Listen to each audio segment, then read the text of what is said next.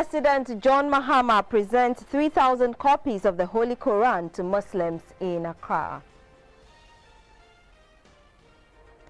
Christians mark first Sunday of the year with church activities. And EU officials threaten legal action against Poland's new controversial media law. Hello, good evening. You're live on your all news channel, GBC24 and GTV. Time now for the news. My name is Akpene Avo Ajaja. At the Muslim Maulid, which marked the birthday of Prophet Muhammad, President John Mahama presented 3,000 copies of the Holy Quran to Muslims. While appealing to Muslims to mirror the virtues of the Holy Prophet, the President made his own pledge to uphold peace in the 2016 political season, as was the previous general elections. He said no political figure is bigger than the interests of the nation Ghana. Napoleon Atukito reports. Space around the National Chief Imam's Fadama residence was fully covered as Muslims converged to mark the Maulid. In attendance were Zongo chiefs and senior clerics of the religion, drawn from all parts of Ghana. From midnight to the small hours of the night, they performed rituals in observance of Prophet Muhammad's birthday. The Prophet is a divine authority who is a conduit to Allah, the Muslim parlance for God. President John Mahama joined the Maulid, arriving there in the company of the Greater Accra regional and local government ministers. Sheikh Umar Nuhu Shaributu, the national chief imam, warmly welcomed the government entourage to the grounds. The president, who hails from the northern region, where the bulk of Muslims in Ghana originate, had his presence hailed by the crowd.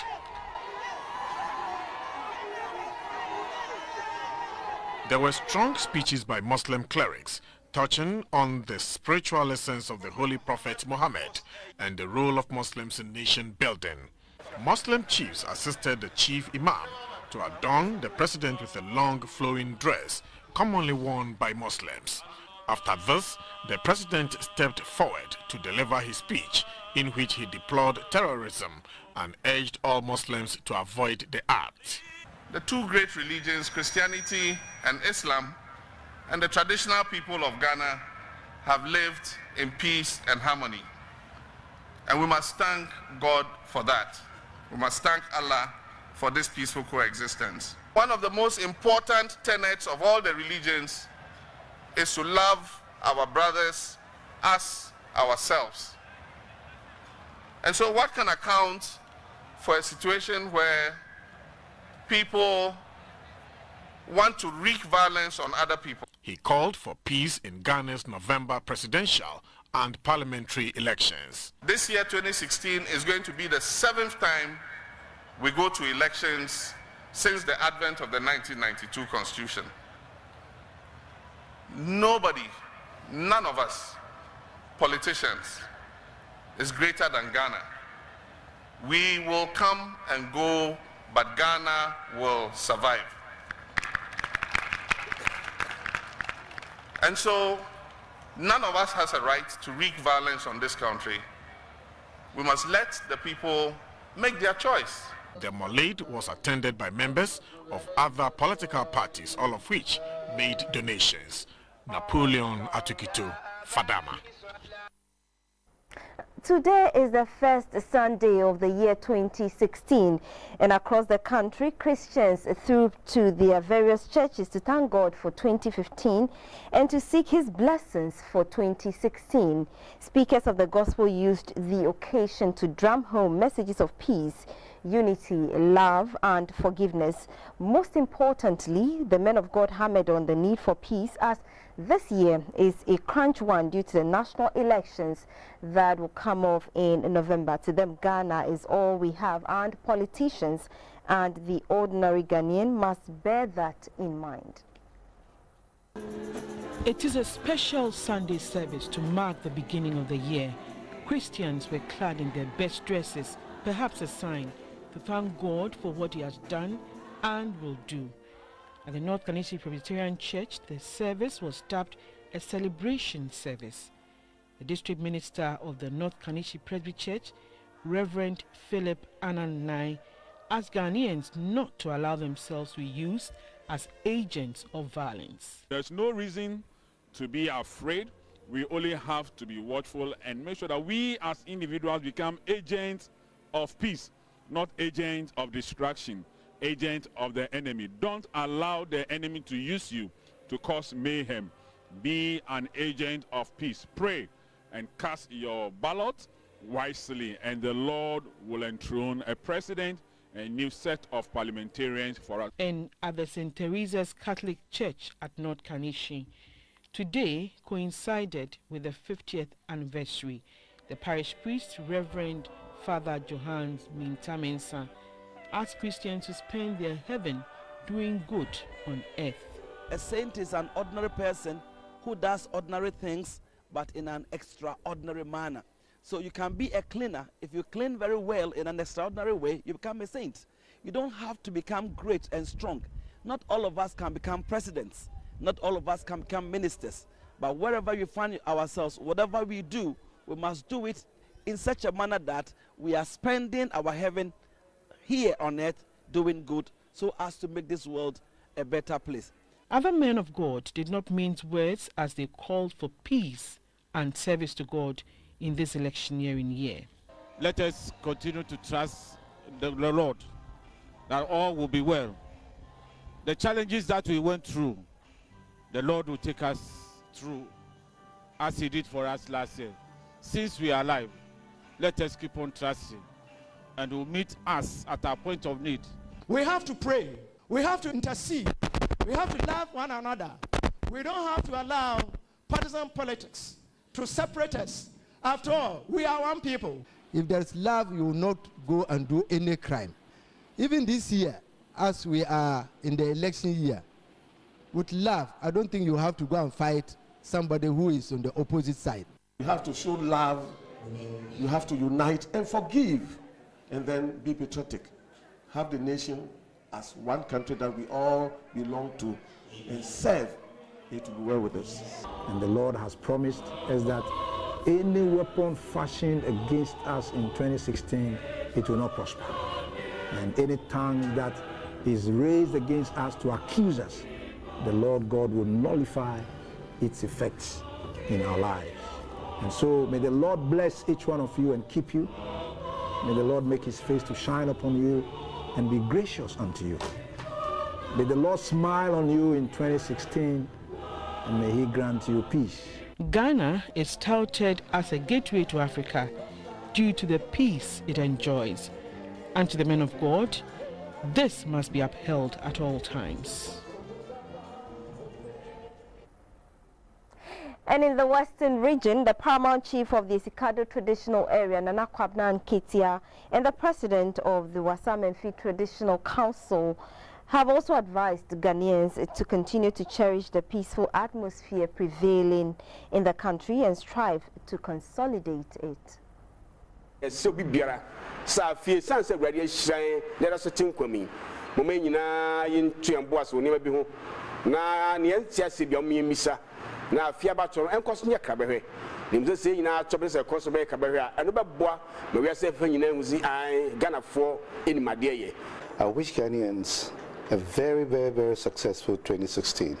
Let us show to ourselves, let us show to the world that we are one people, and no matter whatever the diversity is, we come together and reveal the harmony of our existence in the kente that we wear, in the smocks that we wear, in the religions that we have. Let our identity be seen within the whole world, that when you say the word Ghanaian, you're talking about a character of integrity, a character of truth, a character of honesty, a character of diligence, a character of a people who have a direction and have a sense of being. Afishiapa, Afinkombo to him. Let's move to the northern part of the country now. Beneficiaries of the Livelihood Empowerment Against Poverty (LEAP) program will from this year receive their cash through the electronic payment system. This is to reduce the challenges associated with the manual payment system. In line with this, 250 computers and smartphones will be distributed to LEAP offices in beneficiary districts to facilitate quality service delivery. At an annual review of the Livelihood Empowerment Against Poverty (LEAP) program in Tamale, the acting director of the Department of Social Development at the Ministry of Gender, Children and Social Protection, Mrs. Comfort Asari, explained that the ministry introduced the electronic payment system following reports of challenges with the manual payment system. She said the LEAP program, which started in 2008 with beneficiary households of 1,654 in 21 districts, has now covered over 144,980 beneficiary households in 185 districts as at November 2015.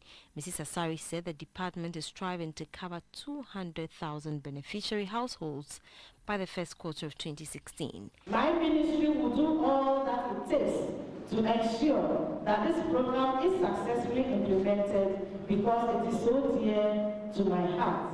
I encourage you all to stay through the technical sessions and make your invaluable contributions to the deliberations.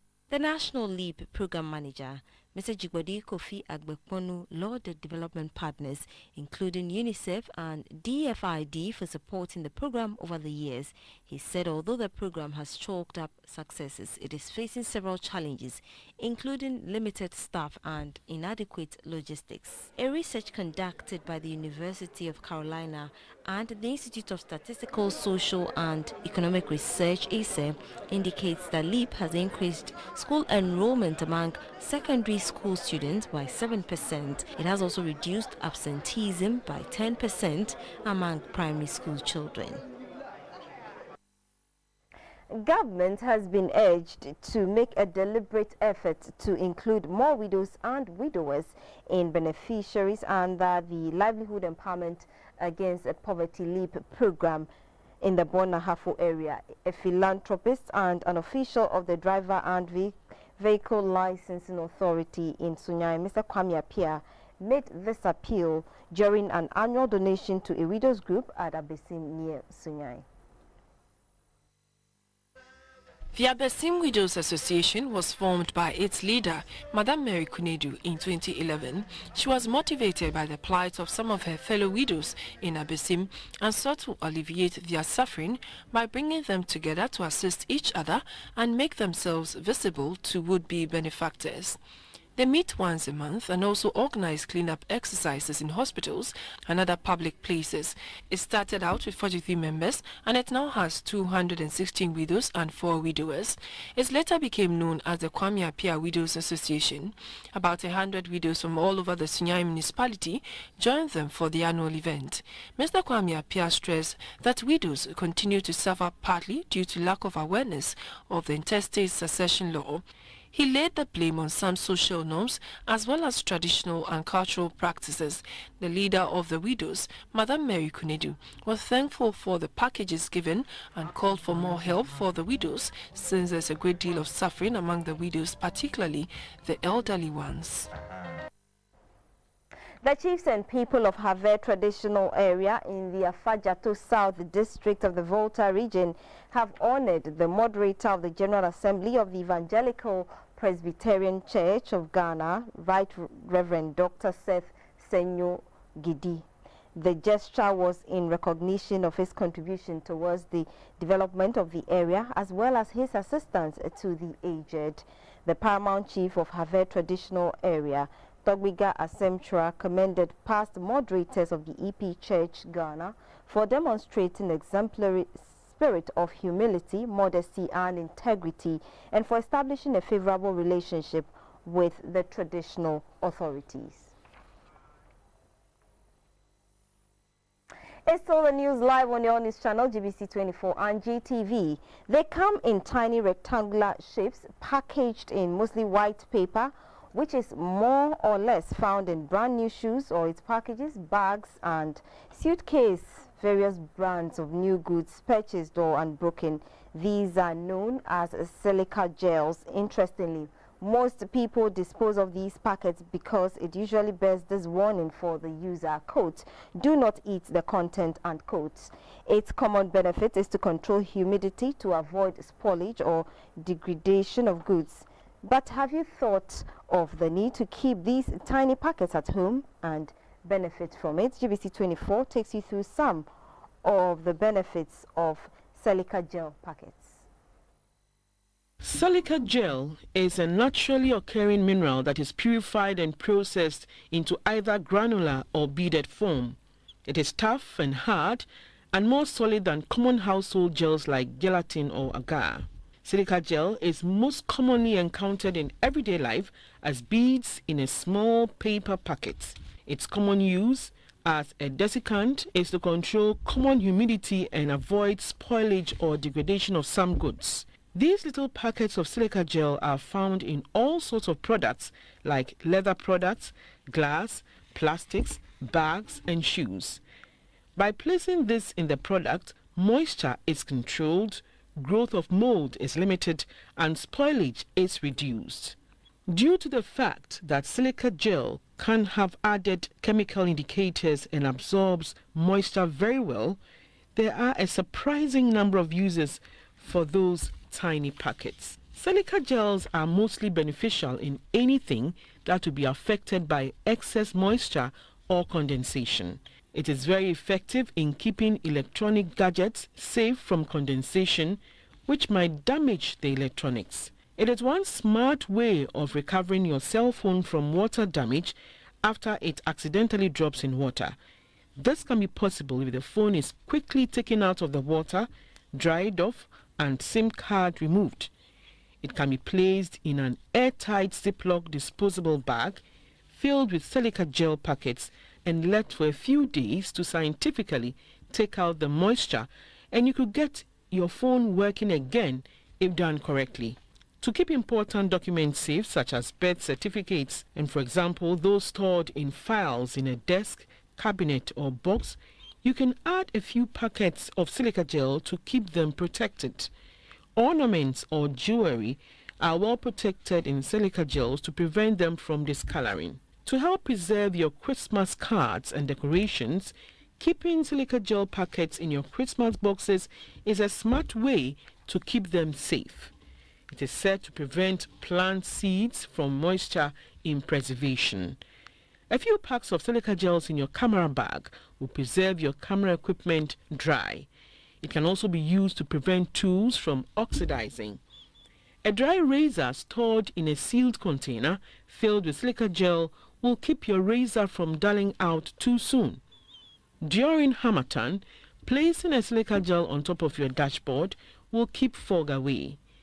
A few pieces of silica gel in a makeup bag, traveling bags or suitcases keep bacteria and moisture away. GBC24 was in town to find out what people do with their silica gel packets.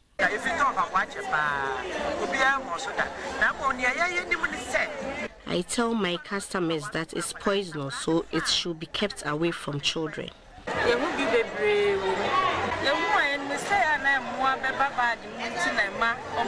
We know it keeps insects from destroying the bags.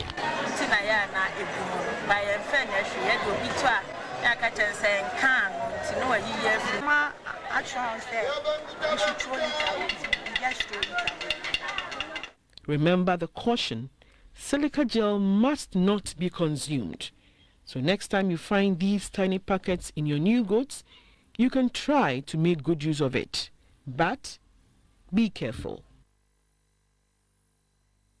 This is the news live on your news channel, GBC24. We'll be right back with some foreign stories. Don't go away.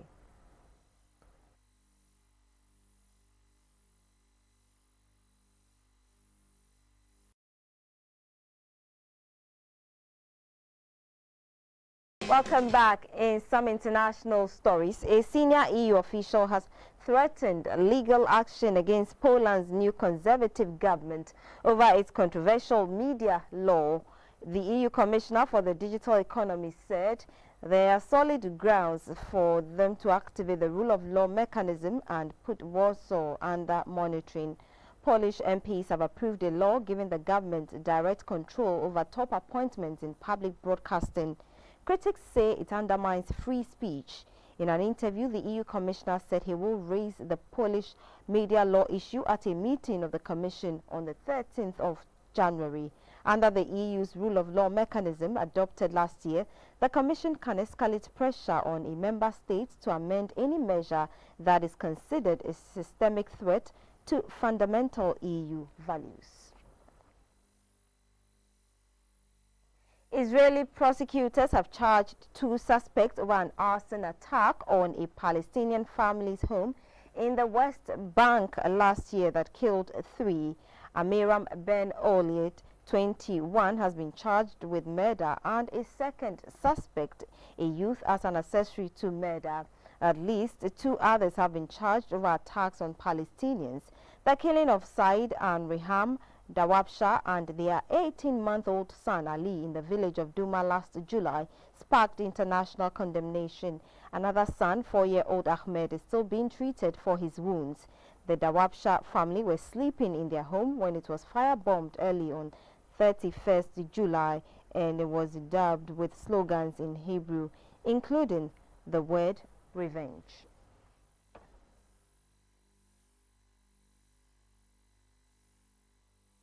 At least 12 members of the Iraqi security forces have been killed in a suicide bomb attack on the former U.S. base of Camp Speicher outside Tikrit.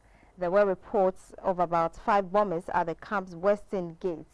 So-called Islamic State, IS, said it carried out the attack. Most of the dead were police recruits.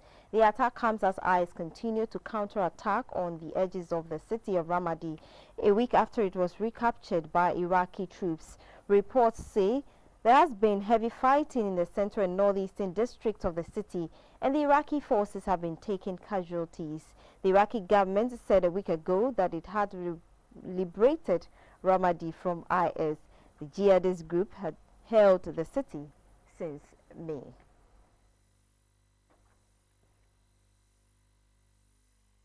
We'll be back shortly with some sports stories. Don't go away.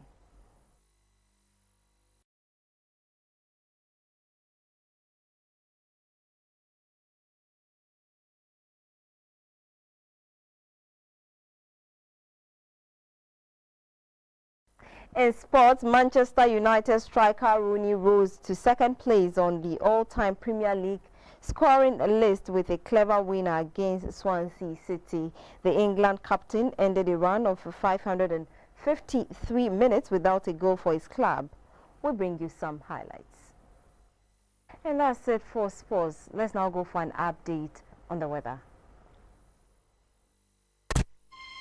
And thank you, Felicity, for that update on the weather. To end the news, the main points again. President John Mahama has presented 3,000 copies of the Holy Quran to Muslims at the Muslim Mawlid, which marks the birthday of Prophet Muhammad. The president appealed to Muslims to mirror the virtues of the Holy Prophet, and he pledged to uphold peace in the 2016 political season. Christians today marked the first Sunday of the year with church activities. Speakers of the gospel drummed home messages of peace, unity, love, and forgiveness. They also hammered the need for peace as the nation goes to the polls in November.